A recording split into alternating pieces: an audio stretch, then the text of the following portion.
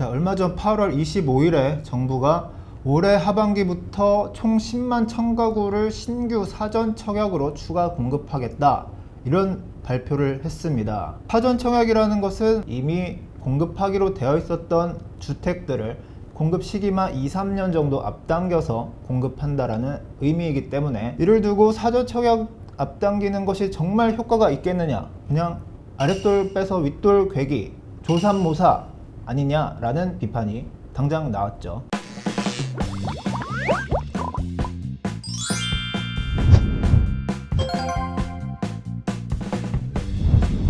이에 대해서 정부는 현재 주택시장의 불안이 현재가 아니라 미래 수요를 앞당겨서 지금 주택을 사려고 하는 이런 수요자들이 많기 때문이라면서, 그렇기 때문에 미래 공급을 앞당겨 공급하는 것도 충분한 효과가 있다, 이런 식으로 항변을 하고 있는 상태입니다.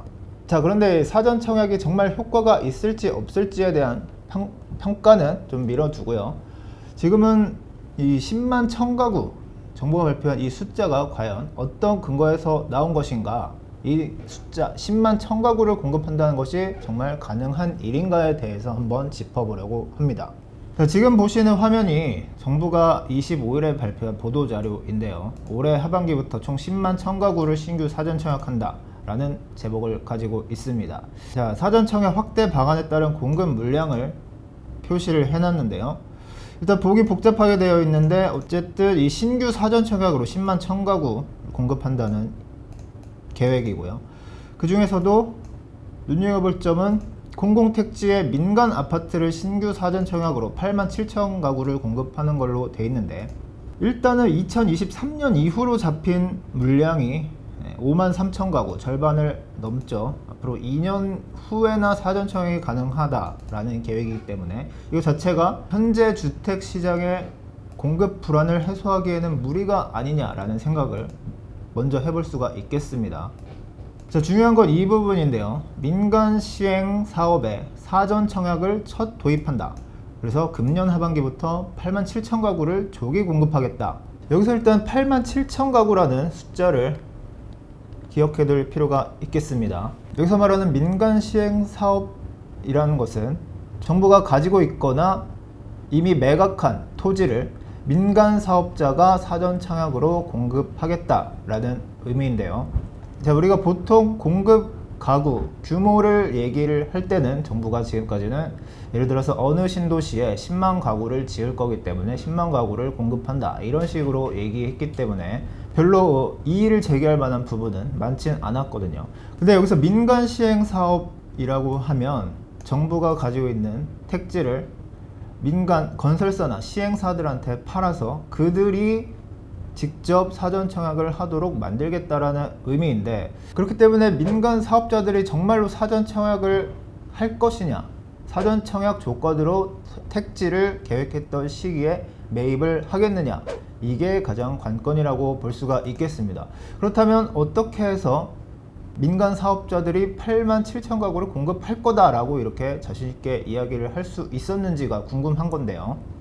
그런데 이 정부가 발표한 자료를 아무리 찾아봐도 민간 시행자의 참여를 이끌어내기 위해 어떤 인센티브를 주겠다, 민간 사업자들이 사전 청약을 적극적으로 하도록 노력하겠다라는 얘기만 있지, 정확히 어떻게 해서 8만 7천 가구를 공급하도록 만들 것인가 라는 계획은 없거든요.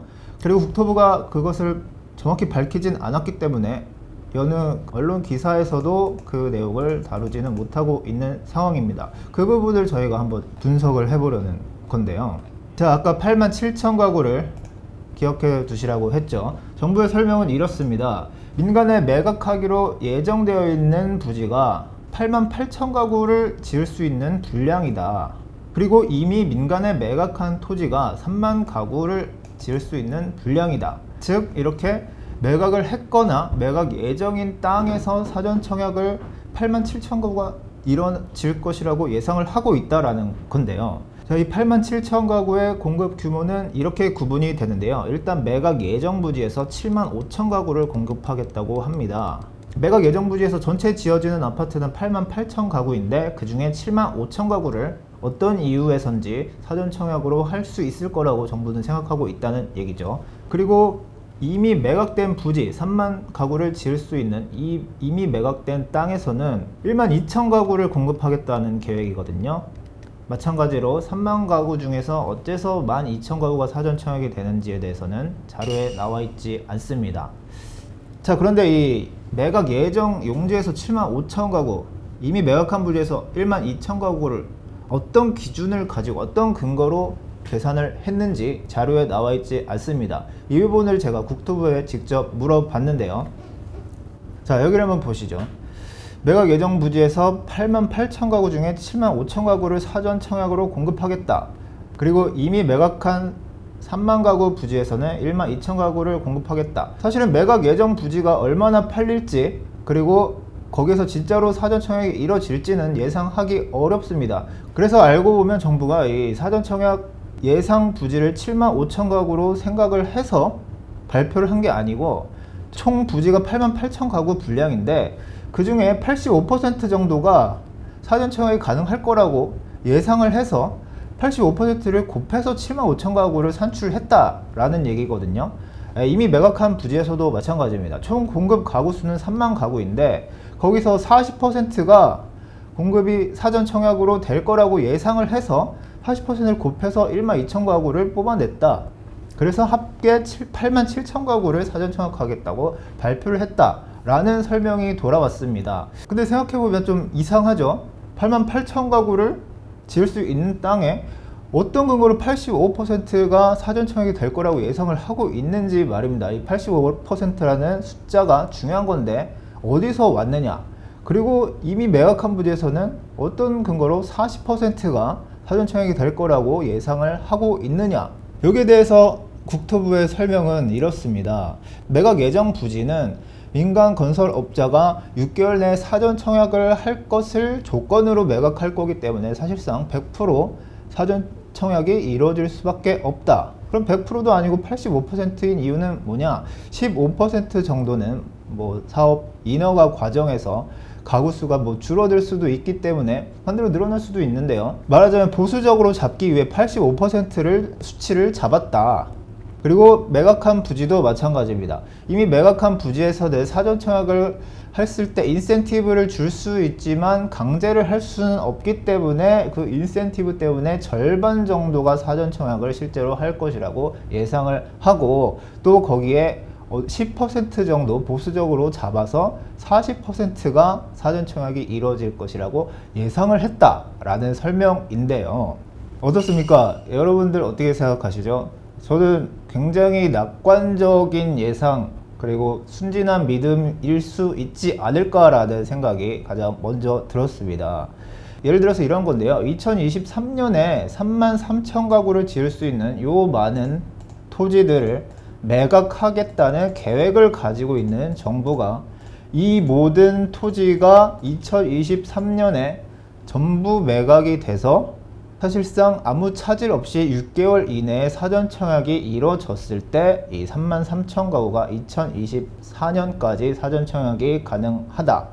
그런데 이 많은 토지들이 제때 주인을 찾을 수 있을 거라고 믿는 것은 너무나 낙관적인 전망이다. 왜냐하면 건설사들이 정말로 사전 청약을 조건으로 매입을 해서 수익을 낼 수 있을 거라고 확신을 할 수 있는 근거가 일단은 없는 데다가 토지 매각이 이때 약속했던 대로 이루어질 거라는 보장도 없기 때문이죠. 이때까지 토지 보상이 다 끝나지 않을 수도 있고 인허가 과정에서 상당수가 늦춰질 수도 있기 때문입니다. 여기다가 이사 공급 대책에서 도입된 공공주택, 도심 공공주택을 통해서도 1만 4천 가구를 사전 청약하겠다는 계획, 그래서 총 10만 1천 가구가 이렇게 해서 나오는 거거든요. 그런데 이 1만 4천 가구의 공급 계획 역시 굉장히 낙관적이다. 이미 많은 공공주택 사업지들에서 주민들의 반대로 인해서 사업이 불투명해지고 있는 상황이고, 더군다나 여기 보시면 동의율이 현재 10%에 불과한 이 7곳에서도 2023년에는 사전 청약이 가능할 것이라고 예상을 하고 있는데 과연 이것이 가능하겠느냐라는 말입니다.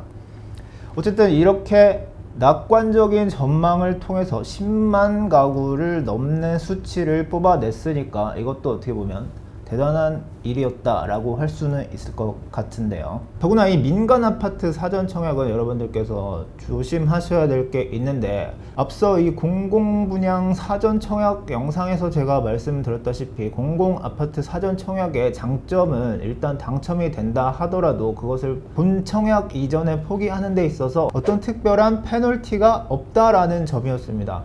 사전 청약에 당첨돼놓고 일반 다른 아파트에 청약을 하는 것도 가능하기 때문에 설사 본 청약이 생각보다 늦어진다고 하더라도 다른 플랜 B를 세울 수가 있었다. 이걸 가장 큰 장점이었는데, 이 민간 아파트 사전 청약에서는 그런 식으로 공급했다가는 민간 사업자들이 너무 큰 손해를 보게 되니까 제도를 두지 않았거든요. 즉 민간 아파트는 사전 청약을 하면 당첨됐을 경우 일반 청약에서 당첨된 것과 마찬가지로 다른 아파트에 청약을 할 수가 없게 됩니다. 그렇기 때문에 이 청약하시는 분들 입장에서는 당첨되면 무조건 여기를 가야 된다라는 생각을 가지고 써야 된다는 건데, 문제는 전에 말씀드렸다시피 이 사전 청약이라는 것이 본 청약이 반드시 2년 후에 이뤄진다는 보장은 어디에도 없기 때문에 실제로 사전 청약 후 입주까지 10년이 넘게 걸리는 사례가 있다는 것도 분명히 말씀드렸었죠.